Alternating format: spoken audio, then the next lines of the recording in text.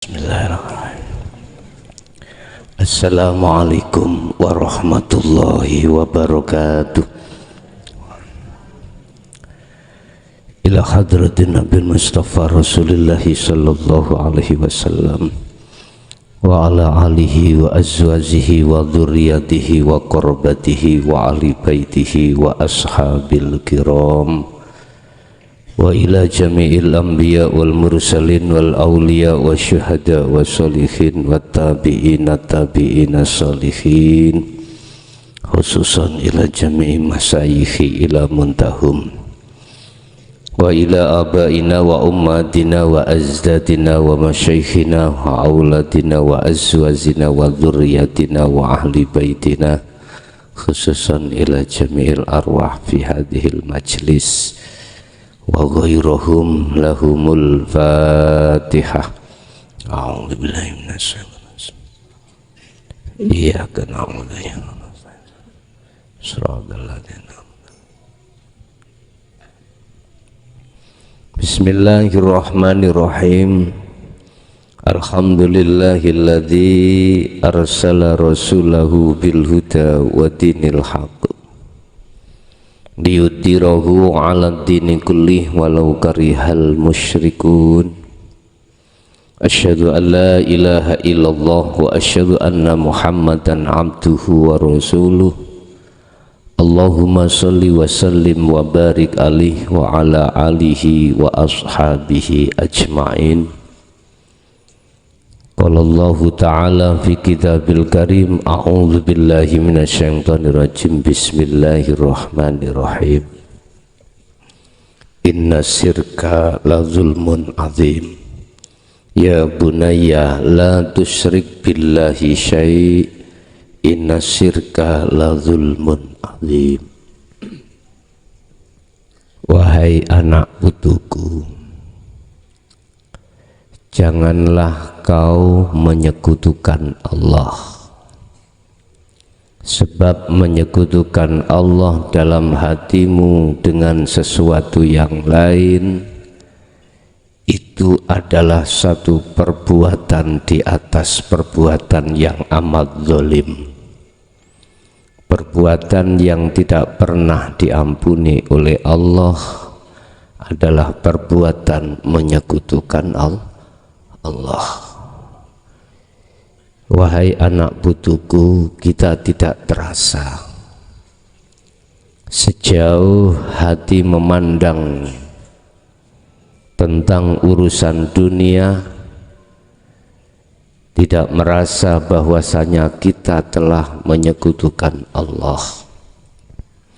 Hal itu terjadi oleh karena keterbatasan ajaran yang kita terima dari Rasulullah Sallallahu Alaihi Wasallam pada zaman dimana setelah zaman khalifah, hukum ajaran dinul haq dari Rasulullah Sallallahu Alaihi Wasallam telah diputus oleh orang-orang yang tidak bertanggung jawab, sehingga sampai detik ini ajaran Rasulullah yang bersumber dari dinul haq itu dianggapnya ajaran yang menyesatkan.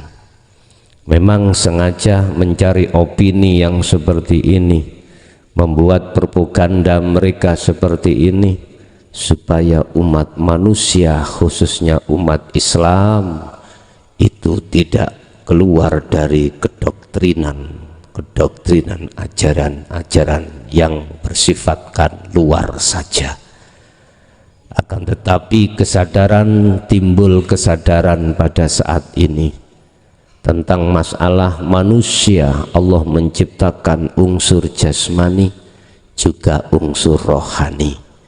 Ketahuilah wahai anak putuku, ilmu syariat itu untuk menata, untuk memberikan ajaran di jasad, supaya jasad itu bisa bersosialisasi, supaya jasad mempunyai akhlak istimaiyah. Itulah akhlakul karimah antara sesama manusia. Tetapi perlu diketahui dan ketahuilah bahwasanya Rasulullah itu tidak hanya diemban atau diamanai Allah tentang ajaran syariat saja, tetapi Rasulullah juga diembani tentang laku atau ajaran dinul haq. Itulah ajaran hakikat, yang ajaran hakikat itu khusus mendidik ruh sampean kali kulo supaya bisa sampai makrifat pada Allah.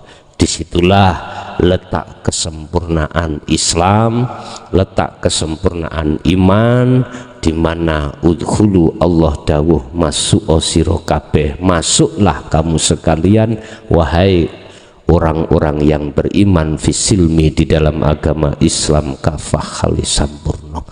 Bapak Ibu hadirin jamaah rahimakumullah, untuk mulai malam hari ini, hari Sabtu ini, kami akan mengembangkan ajaran dinul haq lewat kitab hikam.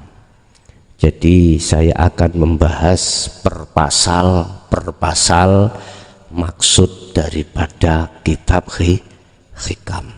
Apa isi daripada kitab hikam itu? Khusus menata lakune ati, khusus menata ibadatul qalbi, bukan ibadatul jawareh. Ibadatul jawareh itu ibadah kang bangsa jasad, itu ditata oleh Rasulullah lewat ilmu syariah. Kemudian ibadatul qalbi, lakune ruh, ikut ditata oleh Rasulullah, ditata Allah lewat Rasulullah, berkembang tabi'ina sholihin lewat hukum hakikat, ilmunya ilmu tauhid, ada yang menyebut ilmu tasawuf. Di dalam kitab hikam atau syarhul hikam itu Bapak Ibu khusus membahas tentang masalah hati. Ini karangan Syekh Ibnu Athaillah, jadi bisa dijadikan sebagai rujukan, bisa dijadikan sebagai referensi atau muqabbalah, perbandingan jenengan ketika saat beramaliyah menuju dan bertemu Allah. Tapi ketahuilah, barang siapa yang sudah masuk dalam pemahaman ilmu hikam atau ilmu-ilmu yang bernafaskan tauhid, ilmu yang bernafaskan tentang masalah tasawuf, bila mana dasar tauhid yang setiap tahun kami sampaikan tepatnya di sasi Ramadan belum panjenengan pahami, gak mungkin jenengan paham dengan isi materi maksud per pasal di dalam kitab-kitab itu. Sebab ngeten Pak, walaupun itu bersifatkan tasawuf tapi tidak terang-terangan, masih banyak tembung kinayah, tembung sanepan atau tembung isyarah. Bila mana jenengan belum paham tentang masalah dasar tauhid, susah untuk mengambil substansinya, itu susah. Tetapi tetap saya kasih waktu untuk bertanya jawab tentang masalah ini.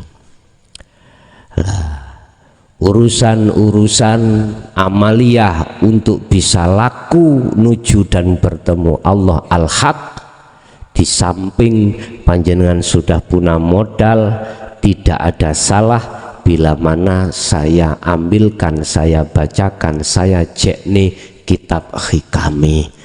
Mungkin yang lainnya juga sama sebetulnya, cuman saja banyak kinayah-kinayah yang terjadi. Bapak Ibu hadirin jamaah rahimakumullah, untuk pasal yang pertama itu membahas tentang masalah iktimat atau ngendelke amaliyah, atau sesuatu yang bersandar hatimu dengan amal. Wa min alamatil iktimadi lan iku setengah saking tanda-tandane wong sing ngendelne lakune, ngendelne amaliyai.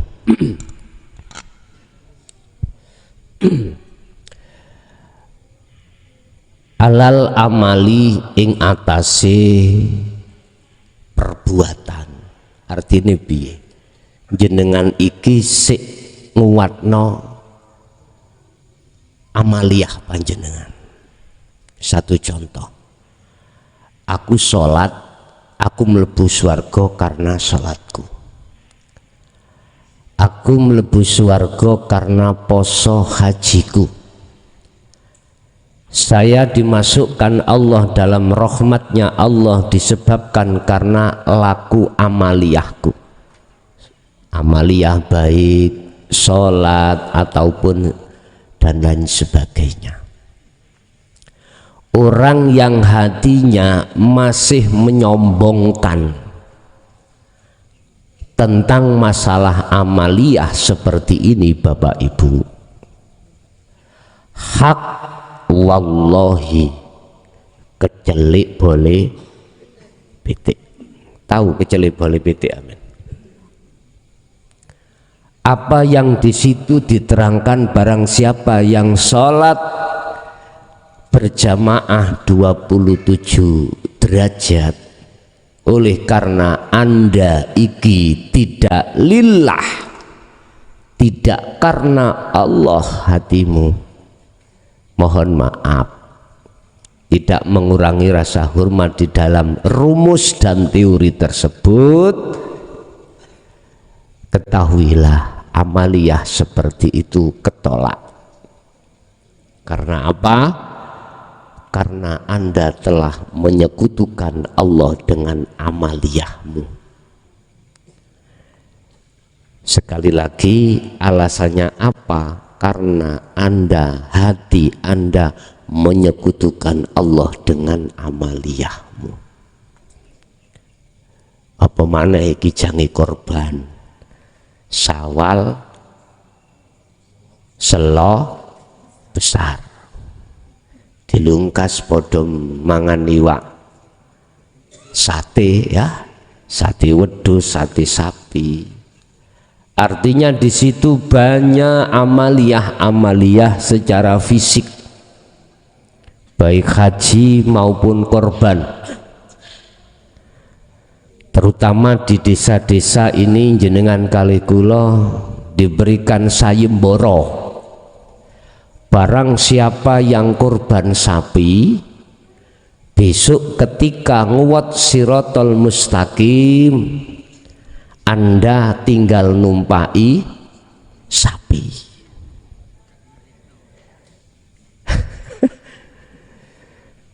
Anda numpai sapi itu enak gak kepreset? Ya nek sapine melek, nek sapine merem, apa gak kepreset? Yes, oke lah, sah-sah saja. Di dalam hukum syariat mengatakan hal itu.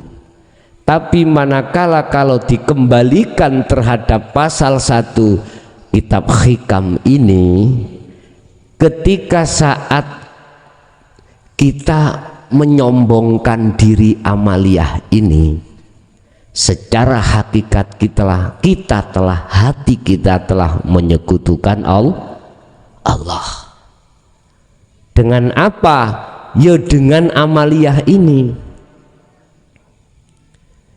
Karena kita menganggap bahwasanya selain Allah itu bisa mendatangkan satu manfaat dan mendatangkan satu mudarat. Bila mana dalam hati muncul satu keimanan seperti ini Bapak Ibu, miturut sudut pandang hakikat makrifat, iman itu batal. Sekali lagi, iman itu batal di mata Allah. Karena di situ masih disertai syirik khafi, syirik yang hati Anda tidak mengerti. Oleh karena tidak mengerti inilah Bapak Ibu, Allah langsung mengutus Muhammad untuk membawa ajaran supaya Anda mengerti.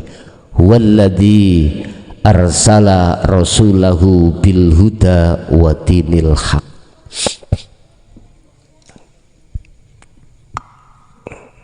Layari fungsi boten sing kilen.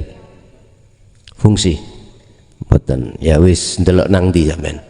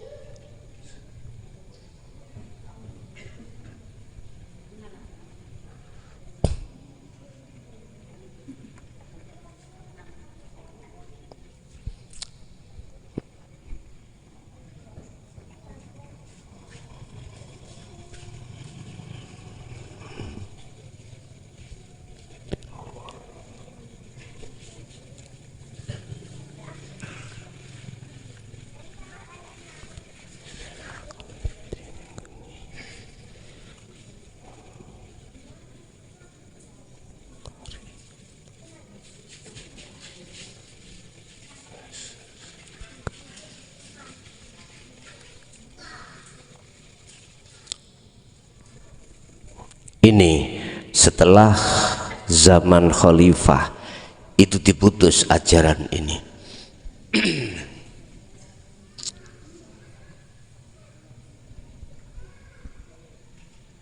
Huwa utawi Allah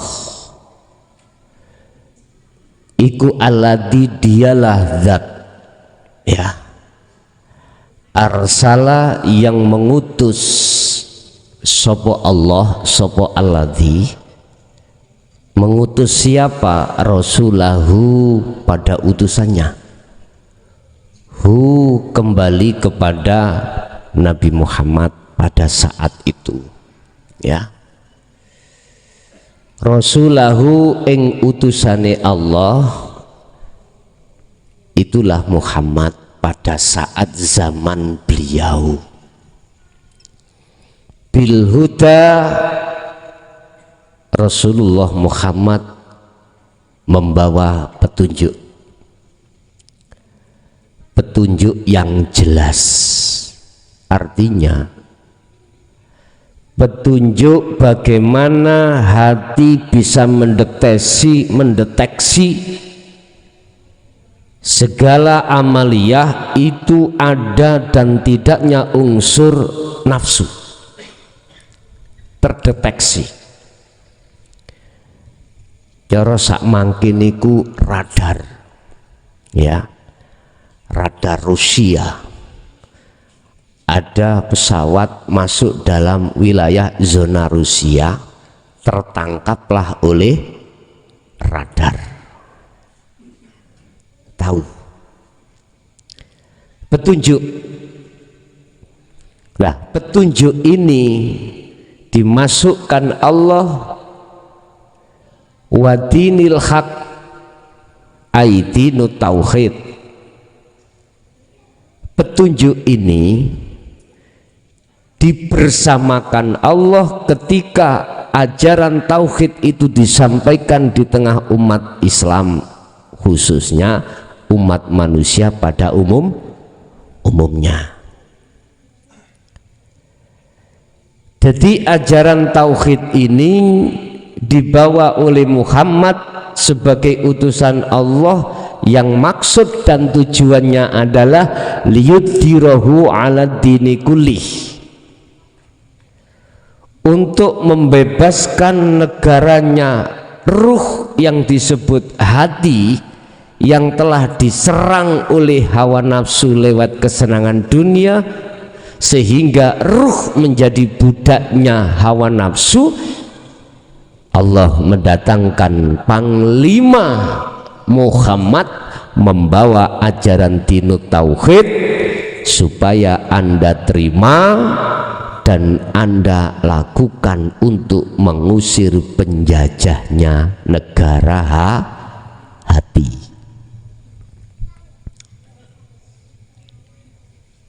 diusir. Bahasa murad liyudhirahu, mensucikan. Bisa membebaskan artinya ruhmu dari belenggunya hawa nafsu. Atau boleh saya artikan gini,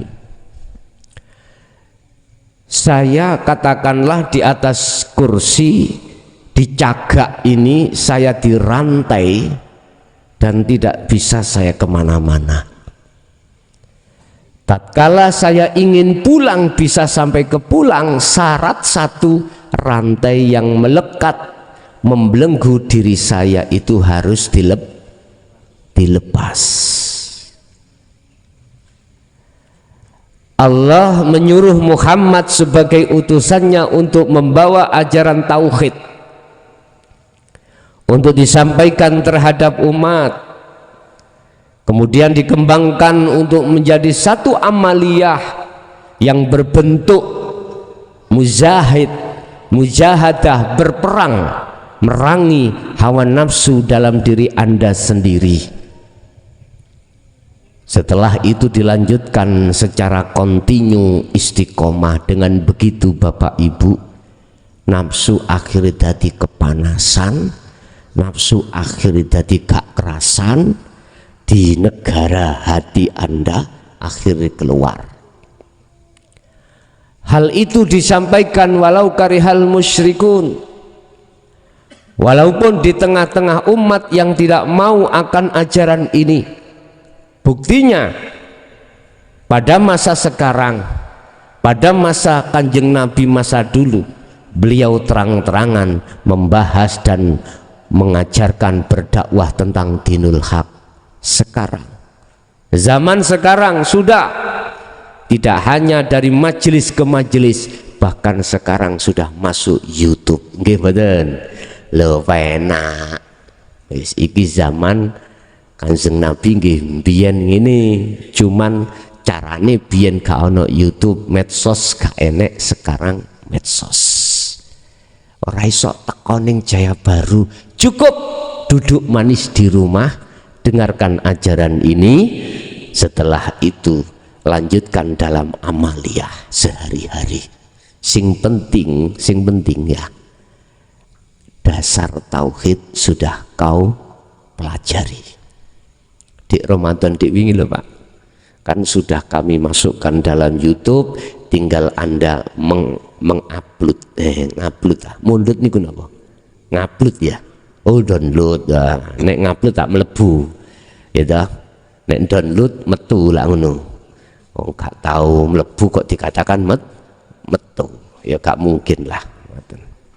Wis Bapak Ibu, walau di tengah-tengah orang-orang musyrik, orang-orang yang selalu menyekutukan Allah, orang-orang yang tidak eksis dengan ajaran dinul haq, ini setelah zaman khalifah diputus oleh orang-orang yang tidak bertanggung jawab. Bahkan Sayyidina Ali pernah dawuh, ada 2 karung ilmu, tatkala 1 karung ini saya sampaikan, saya akan dipenggal pada masa itu. Akhirnya terjadi toh, Hasan Hussein dibunuh toh, dan lain sebagainya. Lah sekarang bentuknya dibunuh, dicaci, disesat-sesatkan, itu bentuk daripada dibunuh karakternya, didendeni, diweden-wedeni, ditakut-takuti dan lain sebagainya. Ini bentuk pembunuhan. Jadi pembunuhan tidak harus berupa fisik, ada istilah pembunuhan mental, berbentuk ketika saat mengkaji, membahas ini di tengah umum, dikat, tidak diperbolehkan, ditengarai ini sesat, lah ngaten nggih. Subhanallah. Memang Bapak Ibu, saya pernah ngalami daerah, wis kata sebut statusnya kabupaten gak usah. Jadi ngundang saya untuk mengkaji tentang hal ini. Untung sudah saya kasih tahu, tolong izino dulu kamu kudu bahas musyawarah dulu terhadap tokoh-tokoh sana.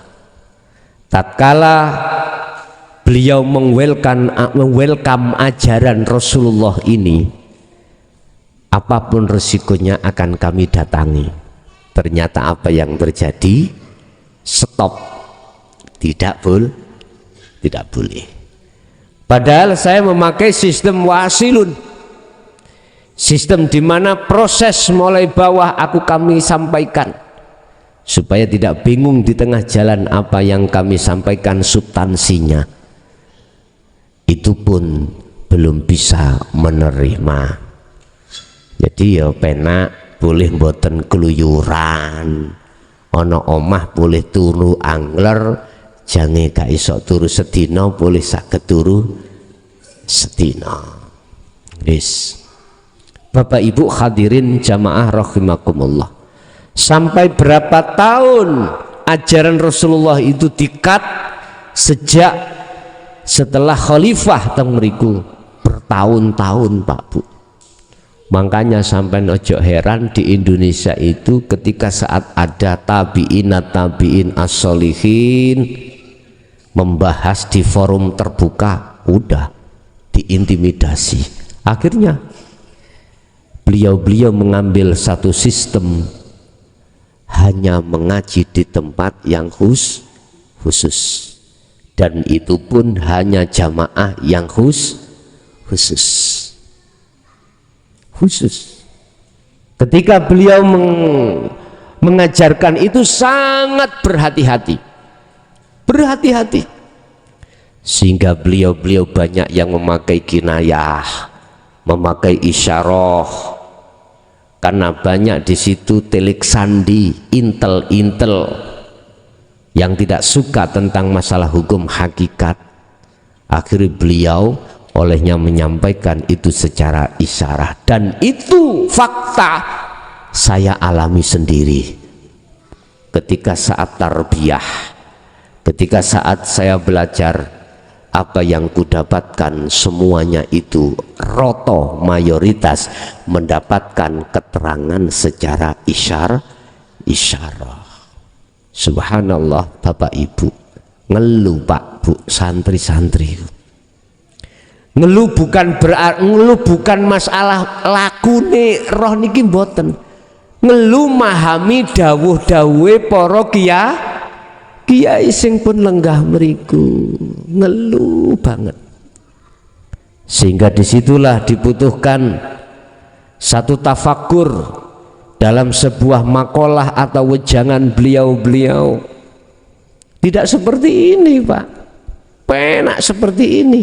Umpama boleh saya katakan, dulu itu yo para masyayikh itu ketika saat kita disuruh makan, ya ini nasi, makanlah, bahasanya gitu.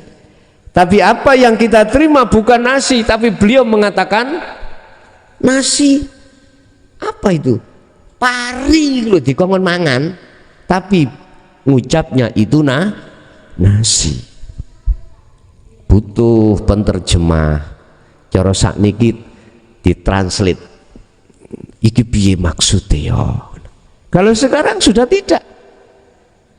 Anda disiapkan Allah nasi dan disuruh mangap, gak usah masak, gak usah tafakur tentang kefahaman maksudnya ilmu, sampai tinggal mangap kile sego pecel, cangkemmu mangapo bleng ngene ae.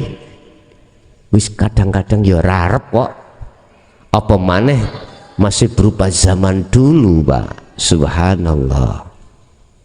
Bapak Ibu hadirin jamaah rahimakumullah, sehingga kita santri-santri zaman dulu itu nggih ngapunten tuwek-tuwek lagi dheweke iku mengerti ilmune, belum lakunya. Kalau saniki sampean, kalau sekarang sampean ditekan lakunya, kefahaman ilmu, boleh bertanya manakala tidak faham dulu apa? Subhanallah, tanya ini nggak boleh. Adik kereng-kereng zaman dulu nih gak cocok gitu, disapu langsung. Sakniki po ya apa berhadapan dengan undang-undang KDRT dulu mboten. Makanya santri biyen apa nek dikaploki gurune wani kondo wong tua mboten wani. Masalahnya umpama kita bilang sama orang tua malah ditambahi kali orang.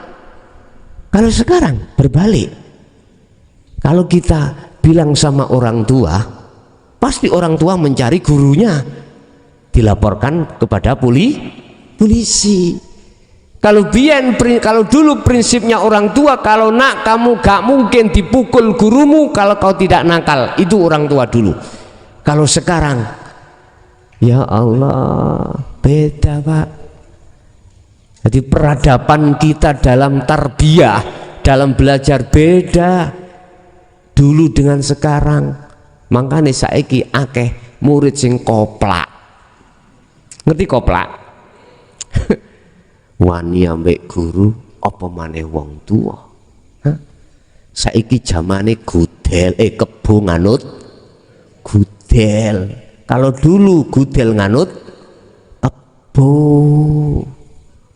Karena Allah saiki guru sing goleki murid, biyen murid sing goleki guru. Wis peradabannya sudah berubah. Tetapi apapun peradaban itu berbeda, apapun bentuknya, tetap kita tidak boleh keluar dari akhlak ilahiyah. Oleh sebab itu Bapak Ibu, Allah langsung mengutus utusannya untuk menyampaikan hal ini. Sistem Jaya Baru namun sederhana. Tatkala kau ingin bertemu Allah, cukup Anda harus pondasi ilmu tauhid, kemudian Anda laku. Sambil laku Anda mencari muqabalah, mencari referensi, mengembangkan ilmu lewat pengajian-pengajian rutin kados mekaten. Bapak Ibu hadirin jamaah rahimakumullah. Min alamatil iktimadi iku setengah saking wong sing ngendel-ngendelke alal amali ing atase siji amal. Iki berarti orang yang masih menyekutukan Allah lewat amaliyahnya. Ngeten niki. Tapi gak diterangno seperti itu. Makanya syarahnya itu kita kaji. Iki matan, duduk mantan loh ya. Matan. Matan niku pembahasan, syarah itu penjabaran. Min alamati iktimadi alal amal, sebagian daripada tanda orang-orang yang menyekutukan Allah, yaitu wong sing kendel-ngendelke, orang yang sombong akan amaliyahnya. Kita menyekutukan Allah itu tidak hanya lewat amal tok, kadang lewat dunya. Ya. Berarti orangnya merasa kaya. Terus ada juga lewat ilmu.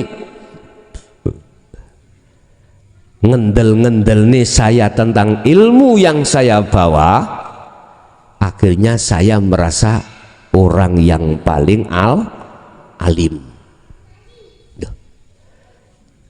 Terus mana perbedaan antara ruh dengan iblis? Tidak ada bedanya.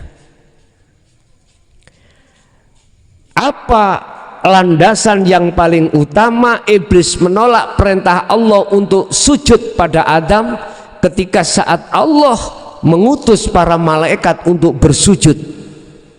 Wa idza qila lahum wa idza qala malaikati inni ya begitu. Wa id qala lil malaikati usjudu li adama fasajadu illa iblis.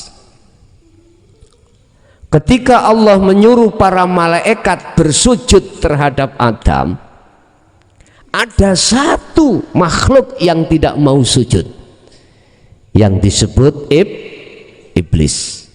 Apa sebabnya dia? Aba wastakbar wa kana minal kafirin. Karena di dalam si iblis tertanamkanlah sifat takabur.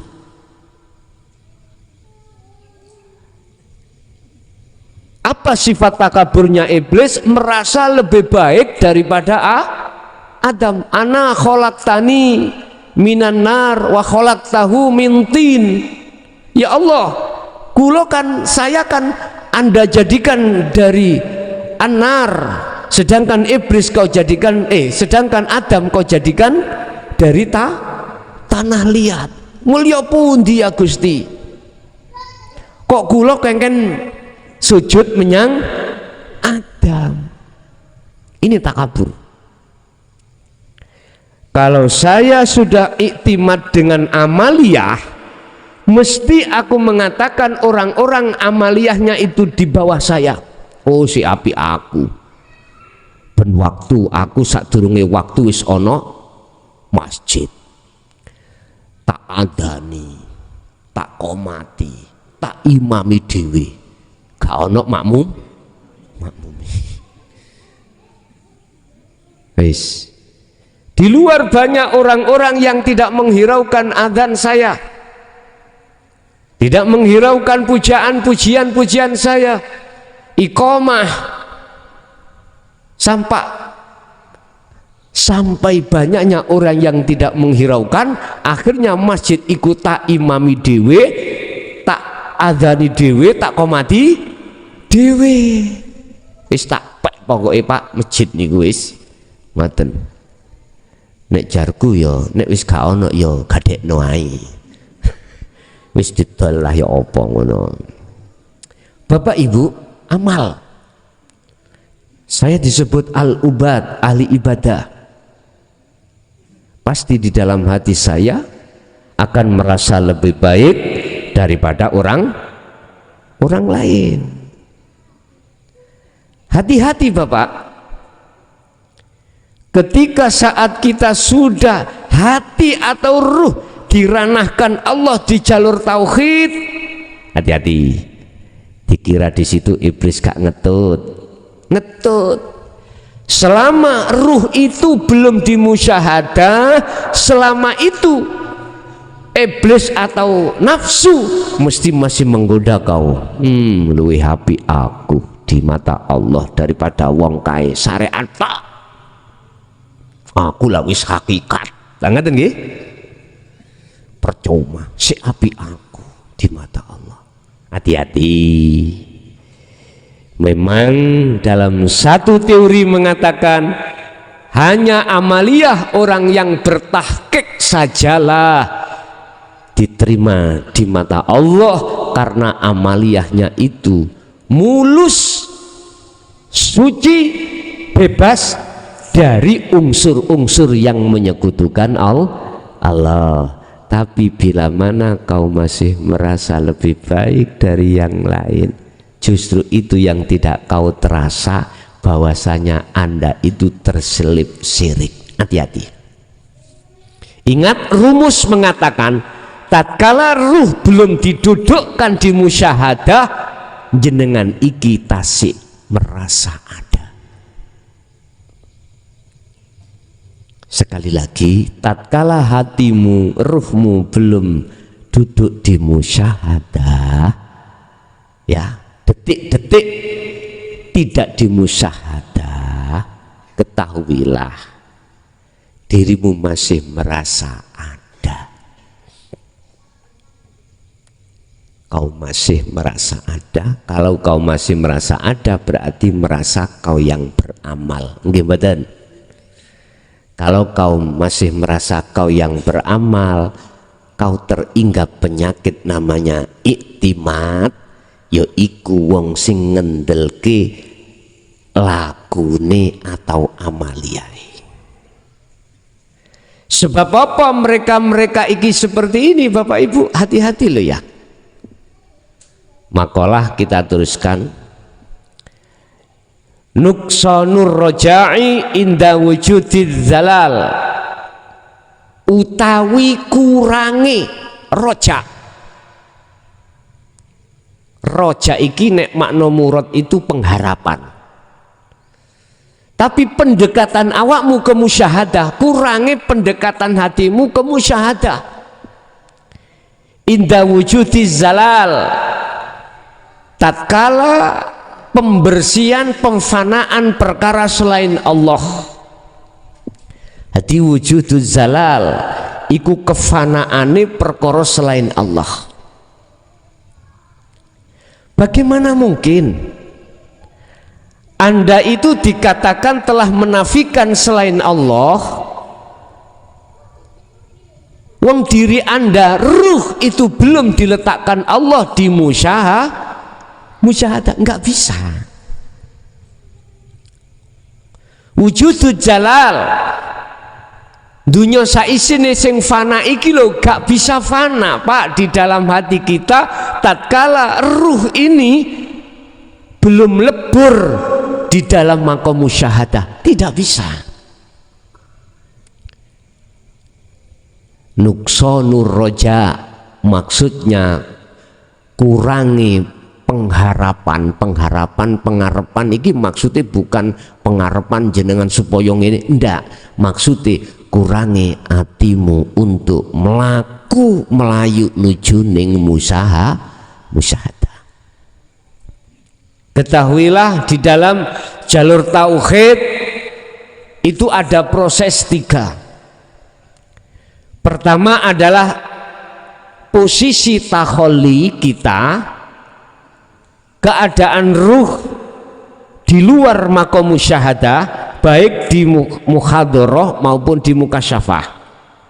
Selama ruh ini masih bersemayam di maqam mukasyafah atau muhadharah, siapapun Anda, punya status apapun Anda, kau masih terikat dengan jaringan nafsu yang disebut iktimat, yaitu rantai dalam hati yang mengaku-ngaku tentang diri kita yang berperan. Itu pasti Pak, itu pasti.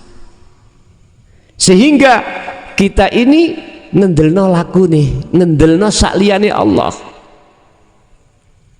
kita sombong, berarti kita di mata Allah dikatakan orang yang sombong. Allah sudah menegaskan, bukan karena sholatmu, bukan karena zakat, puasa, hajimu, aku memasukkan dirimu dalam surgaku. Ndak, semata-mata itu karena rahmatku. Iki maksudnya wis jenengan iki kudu lepas atas pengakuan. Itu proses dalam tauhid takhalli, dilepaskan lewat tahalli yang kedua, proses pelepasan keakuan dirimu yang berperan. Kuncinya ada di situ. Nek iku wis lepas dalam hati panjenengan, gak merasa makhluk yang melakukan, secara otomatis itimat buyar, hasud buyar, riak buyar, takabur buyar.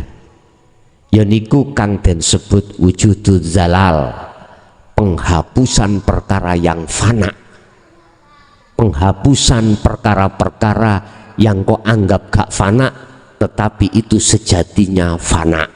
Apa? Perkara selain Allah, selain Allah.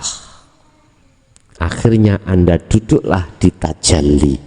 Kalau sudah dikatakan duduk di tajalli, hati panjenengan yang muncul keakuannya Allah yang berperan, yang segala-galanya. Kalau sudah di sini detik-detik hati atau ruh ada di sini posisinya, maka itulah layak disebut kekasih Allah. Itulah layak disebut yang mengikuti ajaran dinul haq, ajaran Rasulullah. Itulah yang layak disebut kata Allah dalam surah Al-Imran ayat 31, bila mana kau ingin cintamu diterima Allah, mohon maaf ikuto Rasulmu. Umpama yang membahas Rasulullah, fattabi'uni, elu aku. Berarti cinta yang diterima Allah itu cinta yang sejati. Cinta tidak ada tendensi apapun. Cinta itu dikatakan cinta karena Allah. Seorang istri pingin dicintai, pingin cintanya betul-betul karena Allah, jangan ada tendensi.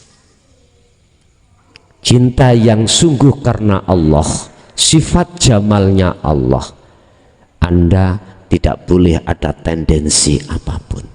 Itulah cinta yang suci. Dan cinta yang seperti ini pasti akan dibawa tidak hanya di dunia, bahkan sampai di akhirat. Ini yang dikatakan Rasul dalam satu hadis, mengatakan barang siapa ketika saat di dunia mencintai sesuatu, dia di akhirat pun nanti akan dipertemukan.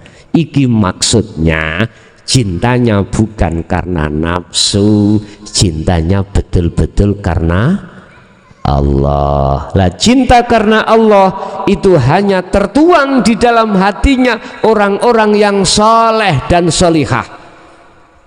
Orang yang solih dan solihah adalah orang-orang yang hatinya duduk di musyahadah.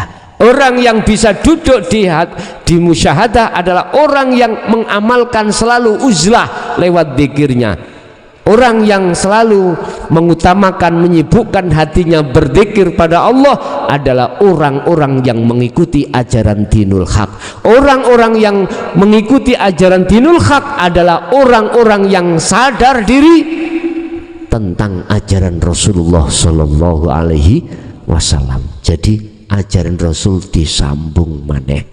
Ingat dalam satu ayat, besok Nabi Isa didukke Allah, diturunkan Allah, pertama adalah meneruskan ajaran Muhammad, meneruskan syariat Muhammad. Syariat yang bagaimana? Syariat yang bernuansa hakikat, syariat yang menjadi hakikat sehingga bisa ma'rifat terhadap Allah. Dengan begitulah yang kedua, Dajjal itu akan mati, nafsu akan lemah pada dalam dirimu masing-masing. Lah apakah Isa sudah turun? Aku gak ngomong sarengate, aku ngomong hakikate. Nek ngomong hakikate, dialah warid utusan Allah yang membimbingmu, membimbing hatimu, baik berilmu, beramal, beristiqomah untuk mencapai di makom musyahadah. Iki cara hakikate seperti itu. Bapak Ibu hadirin jamaah rahimakumullah, ketahui pasal pertama, bab pertama adalah orang-orang yang bersandar pada amal sampai kapanpun dia tidak akan pernah bisa jumpa terhadap Tuhannya, nggak akan. Lah siapa orang yang bersandar pada amalnya? Inilah karakter kita, golongan kita yang tidak mau ajaran Rasulullah yang bernafaskan ketauhidan. Ajaran Rasulullah yang berunsur dari hakikat kita tolak. Ini karakter kita yang bersandar pada satu amal. Berarti kita hanya berdomisili di dalam amalia syariat belaka. Terus barang ya siapa yang dimaksud orang yang tidak bersandar terhadap amaliyahnya? Mereka adalah orang yang mengikuti ajaran Rasulullah di dalam dinul haq, yaitu ajaran tauhid. Kan ini Pak, umpama boleh saya tulis ya.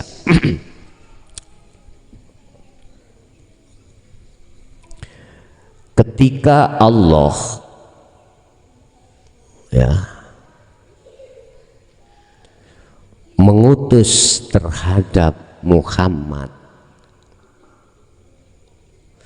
di situ ada keterangan bahwasanya Allah menciptakan nas manusia itu terdiri dari dua unsur, satu jasad, dua adalah ruh. Sering kita nisbatkan jasmani dan rohani. Di mana ada jasmani nggak ada rohani, berarti wong mati.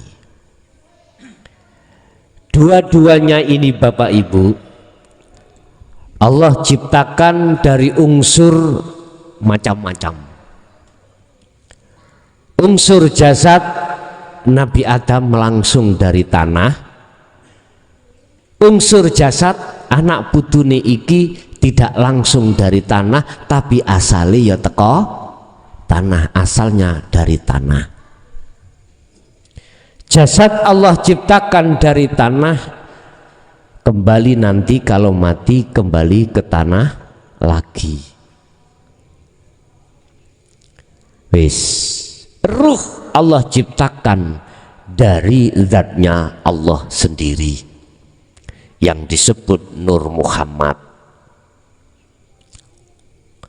Nanti kembali pun harus terhadap Allah. Inilah maksud wa inna ilaihi rojiun. Allah menciptakan jasad itu dikasih mata, ruh pun juga dikasih mata.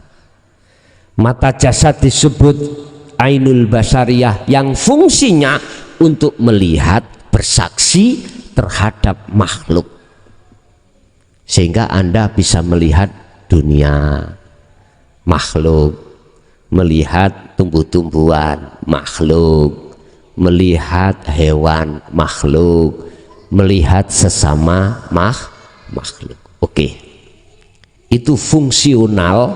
Fungsi Allah menciptakan mata jasad untuk melihat makhluk. Tapi Anda harus ketahui, ruh itu Allah juga ciptakan ain, mata, yang mata ini dari cahaya makrifat Allah. Fungsinya mata hati yang disebut ainul basirah untuk bersaksi melihat Allah. Beda-beda loh ya, beda-beda. Mata jasad melihat, ini kacamata. Aku yakin, seyakin-yakinnya ini adalah kacamata. Karena apa? Karena saya makrifat pada kacamata.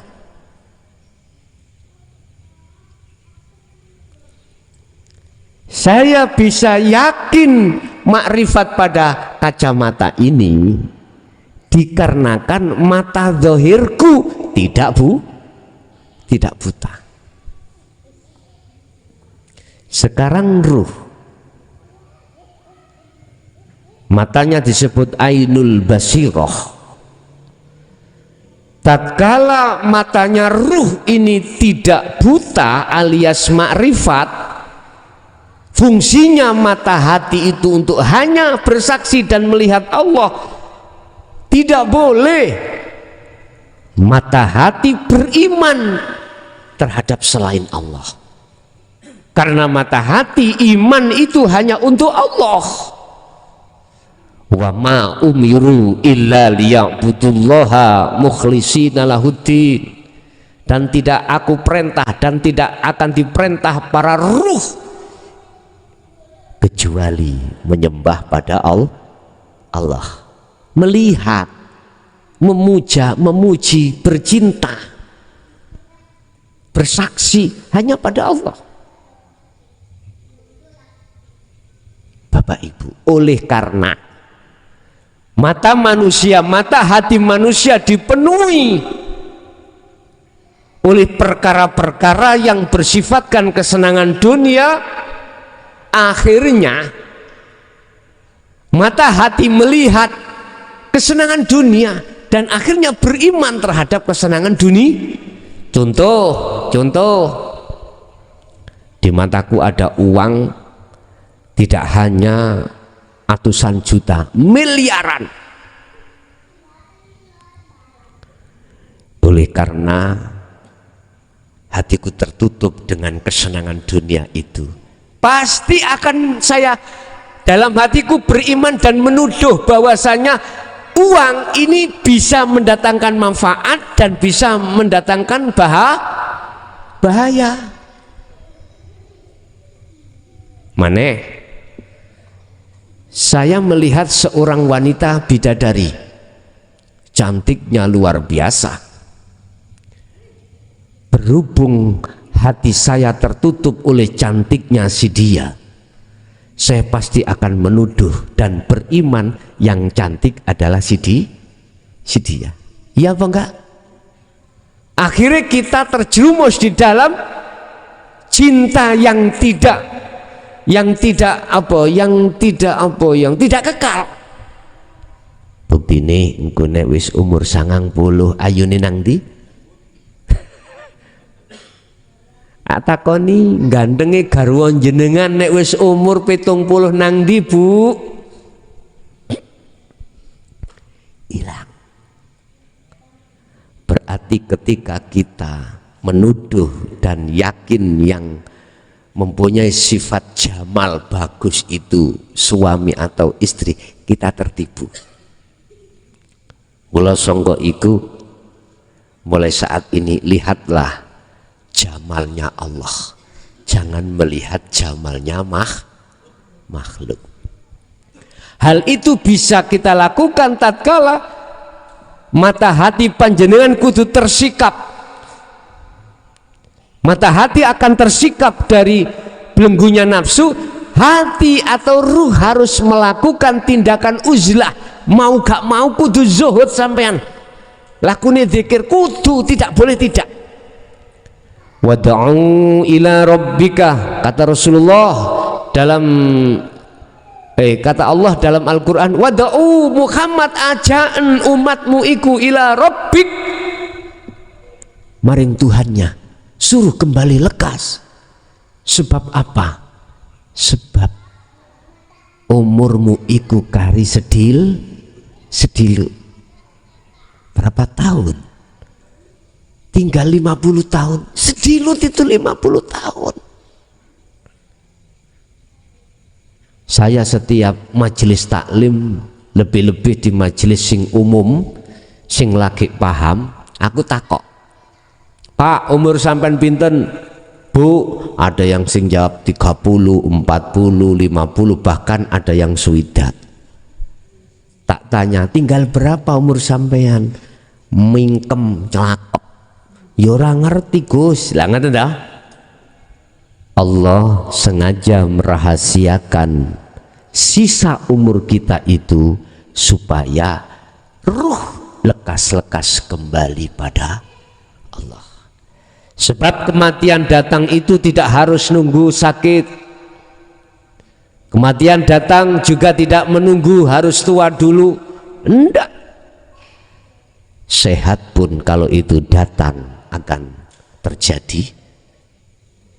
Muda pun kalau itu datang pasti akan terjadi. Idza jaa ajaluhum la yastaqdimuna sa'ah wa la yastakhirun. Jelas itu. Oleh sebab itu lekaslah kembali ikuti ajaran Rasulullah. Nek syariate wis tinggal hakikate. Ada yang bertanya, Gus, apakah mengapa pada saat dulu sampai sekarang itu kok ajaran ini masih dirahasiakan? Karena setelah zamannya para sahabat iki dipedot oleh mereka-mereka yang tidak bertanggung jawab karena ada unsur politik pada saat itu. Sebab ini kalau dibiarkan berkembang, mohon maaf, mereka yang berkepentingan terhadap syahwatut dunia itu nggak ada celah, nggak ada kursi. Tapi pertanyaan kedua, apakah nanti akan bisa kembali seperti zaman dulu? Pasti. Zaman ketika saat Rasulullah, pasti. Nah, itu sudah ada jaminan, Allah sudah ngenas di dalam Al-Quran. Besok pada hari akhir saya akan menurunkan Nabi Isa yang maksud dan tujuannya adalah meneruskan syariat Muhammad, kedua membunuh Dajjal, ketiga membebaskan atau merobohkan orang-orang yang menyekutukan Allah, yang terakhir adalah membebaskan pajak. Artinya di situ tidak membahas masalah finansial. Bagaimana kita bisa membahas finansial? Wong bukan kita yang melakukan. Bapak Ibu hadirin jamaah rahimakumullah. Untuk Sabtu depan barangkali yang ingin bawa kitab silahkan. Sing ngaji rungon ya silahkan. Sing jelas mulai Sabtu sekarang saya bahaskan hikam. Per pasal itu maksudnya bagaimana. Ketahuilah Anda bila mana dasar tauhid belum paham, lebih-lebih syahadat belum paham, nanti bila mana saya jelaskan tentang hikam iki, isi mulai pasal 1 sampai terakhir susah untuk faham, sebab masih penuh dengan isyarah dan kinayah. Ketahuilah bagaimana kita faham kalau dunia itu fana, wong nyatanya iki wujud, tak susah toh. Bagaimana kita paham, di situ ada makalah, senanglah kau bila mana dicaci orang, susahlah di mana kau bila dipuja orang.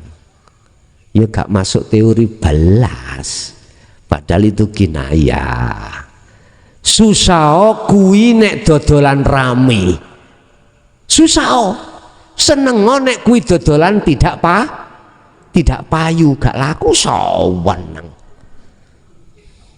Jare sing pojokan, wong tujuane dodolan cek badhe akeh kok gak seneng lho Gus ngono, wis gak ngaji nang pean, gak ngaji ora apa-apa. Sing penting aku mangan kates.